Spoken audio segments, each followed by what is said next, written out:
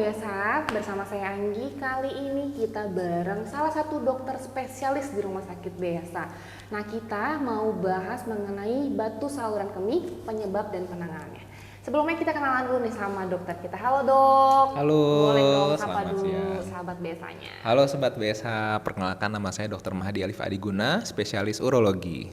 Oke, ingat ya dokter Mahdi. Langsung aja nih dok, kita mau bahas mengenai batu saluran kemih yang kadang sering dianggap sepele. Dok, apa sih sebenarnya dimaksud dengan batu saluran kemih dan di bagian mana saja batu ini tuh bisa terbentuk? Jadi secara definisi sesuai ya, batu saluran kemih berarti batu yang ada di saluran kemih kita. Cuman saluran kemih kita ini kan kita harus jelasin ya ada apa aja komponen-komponennya. Yang pertama tuh dimulai dari ginjal. Lalu kita turun sampai dari ginjal menuju ke kandung kemih itu ada saluran yang namanya ureter. Kurang lebih panjangnya 25 sampai 30 cm. Lalu di kandung kemih kita dan juga turun ke bawah lagi ada yang namanya uretra. Jadi saluran kemih ini mulai dari ginjal sampai ke uretra. Nah, batu itu bisa di mana-mana saja selama ada di saluran kemih tersebut. Dari ginjal sampai uretra itu. Yes, betul sekali. Yang kedua nih dok, apa sih penyebab utama terbentuknya batu saluran kemih dan siapa yang paling beresiko? Oke, jadi penyebab utamanya ini paling sering banget adalah kurangnya minum air putih. Jadi biasanya kalau orang-orang yang kurang minum air putih ini nanti urinnya kalau kita bilang tuh jadi pekat lah ya. Jadi pekat. Jadi karena urinnya jadi pekat ini kurang cairan, ginjal yang mengeluarkan urin ini jadinya banyak mineral-mineral yang terdeposisi dalam saluran kencingnya. Nah, jadi mineral-mineral terdeposisi ini lama-lama akan terbentuk kristal yang lama-lama terus-menerus seiring dengan waktu akan menjadi batu. Nah, disitulah batu akan menyebabkan gejala-gejala yang bisa menyebabkan mungkin sakit, nanti nyeri di bagian pinggangnya dan lain-lain. Dan orang-orang yang paling sering terkena penyakit batu saluran kemih ini adalah orang-orang yang biasanya selalu duduk terus, mobilitasnya rendah.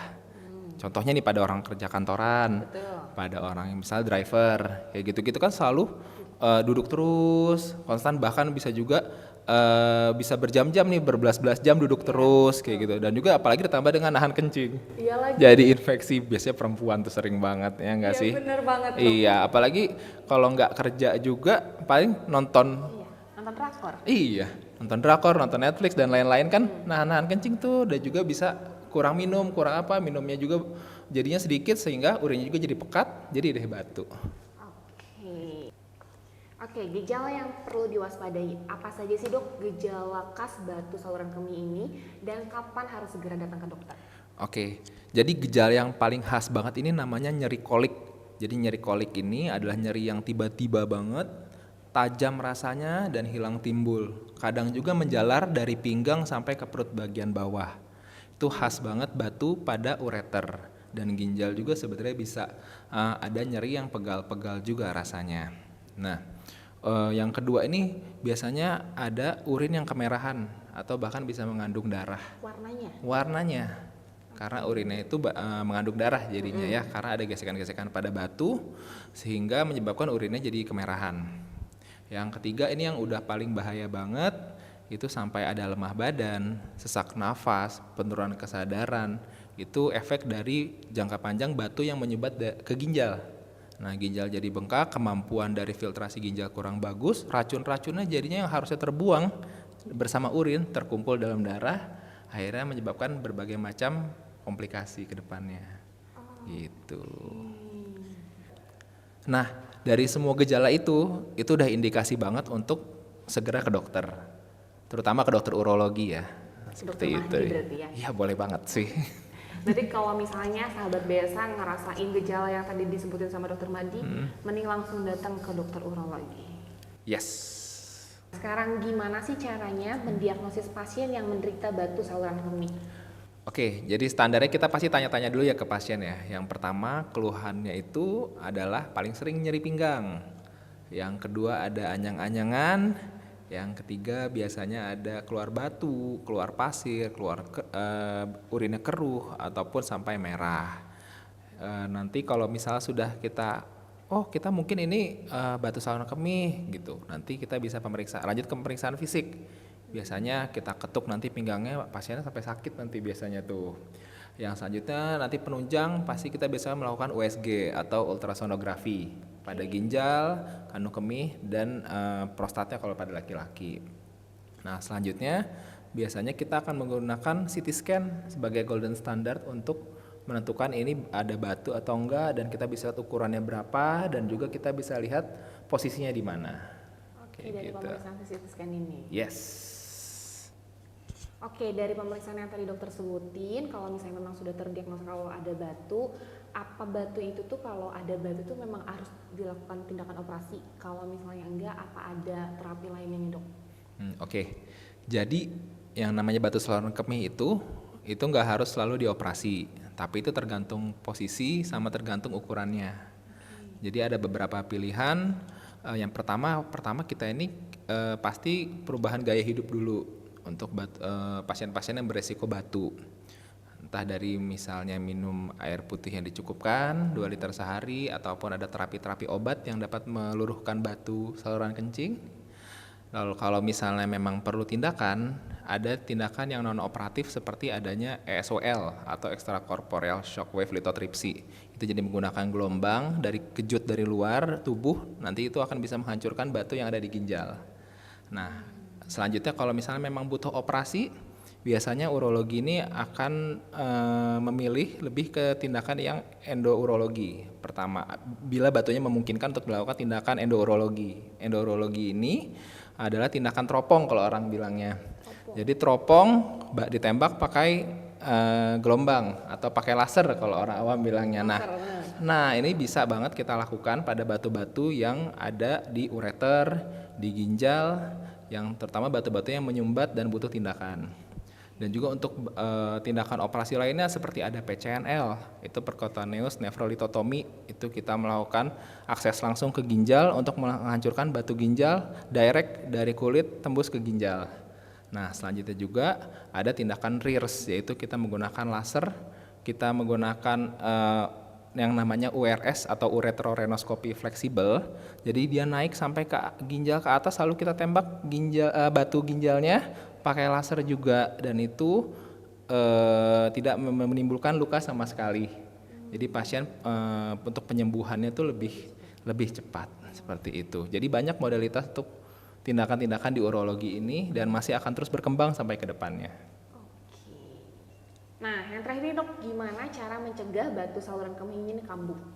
Oke, yang seperti kita tahu, kita harus memenuhi jumlah intake cairan kita tiap hari, yaitu 2 liter per hari atau 8 gelas per hari ya airnya. Yang kedua, kita jangan menahan-nahan pipisnya nih. Nah, itu sering banget. Yang ketiga, kita harus gerak aktif. Jadi kerja juga jangan sampai kita duduk terus aja gitu selama kerja. Yang keempat, kita mungkin dari makanan atau minuman ada beberapa yang harus dihindari pada orang-orang yang beresiko. Contohnya kita misalnya banyak zaman sekarang nih minum kopi gitu. Jadi jumlah kopinya ini mungkin harus diatur. Teh juga bisa. Iya, lalu kita juga jangan makan makanan yang mengandung banyak asam urat pada orang-orang yang memang beresiko ya. Contohnya ini biasanya pada daging-daging yang merah-merah nih, lalu pada kacang-kacangan, betul banget. Nah ada juga seperti misalnya minuman nih soda-sodaan. Nah soda-sodaan tuh meningkatkan, berdasarkan penelitian meningkatkan 20% resiko untuk terjadinya batu saluran kemih. Mungkin kalau ada minuman yang bagus juga, ini salah satunya adalah lemon water, yaitu menggunakan air lemon. Kita satu buah lemon per hari. Nah, untuk pada orang-orang yang nggak beresiko untuk lambungnya ya gitu. Nah, ini tuh memang rasanya pertama asam, lalu ketika masuk di proses tuh jadi basa. Jadi dia bisa menghancurkan batu oksalat di dalam kandung kemih, saluran kemih kita. Jadi nanti batunya diharapkan bisa luruh kalau misalnya ada batu-batu yang kecil-kecil sih, seperti itu. Dok, ada nggak sih makanan dan minuman yang harus kita konsumsi dan harus kita batasi nih buat di sini? Oke, kalau untuk makanan, karena salah satu pembentuk batu ini adalah asam urat, berarti kita harus mengontrol makanan-makanan yang tinggi asam uratnya. Contoh daging merah, jeroan, kayak gitu. Yang tinggi seperti apalagi seperti kacang-kacangan. Kayak gitu mungkin emang harus kita kurangi untuk orang-orang yang beresiko apalagi yang punya asam uratnya tinggi. Yang kedua mungkin untuk minuman ini seperti kopi, teh, soda. Kenapa? Karena biasanya orang yang minum kopi, teh, soda seperti itu merasa sudah cukup minumnya. Padahal sebenarnya kopi, soda ataupun teh ini ya, apalagi kopi dan teh ini memiliki fitur yang tugasnya memperberat kerja dari ginjal.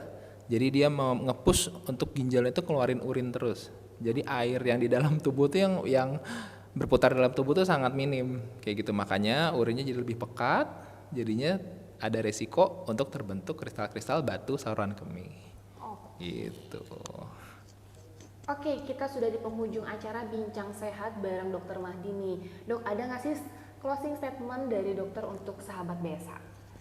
Oke, buat sahabat BSH, ingat batu saluran kemih ini merupakan penyakit yang jarang sekali diindahkan sampai ada keluhan yang sangat berat. Jadi untuk teman-teman yang memiliki keluhan seperti yang disebutkan tadi, boleh banget langsung ke urologi untuk ditangani sesuai dengan keahliannya. Oke, ingat ya sahabat BSH, kalau sahabat BSH ngalamin keluhan dan gejala yang tadi disebutin sama Dokter Mahdi, boleh langsung datang kontrol di Rumah Sakit BSH bareng Dokter Mahdi.